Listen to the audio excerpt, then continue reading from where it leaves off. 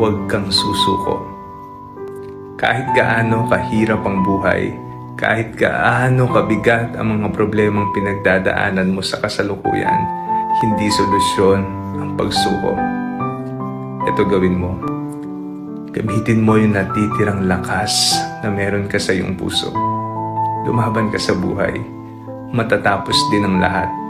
Lilipas din ang lahat.